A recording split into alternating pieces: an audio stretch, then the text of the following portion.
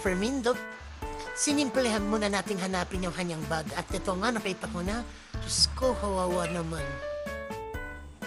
Tama-tama, ngayong 5 months na ang aking pinagbubuntis. Kailangan na natin igalang at yung mga paa para maiwasan itong mga manas... Ngayon na lang ako ulit nakalabas at ito nga, ganito na pala kaganda ang Malolos.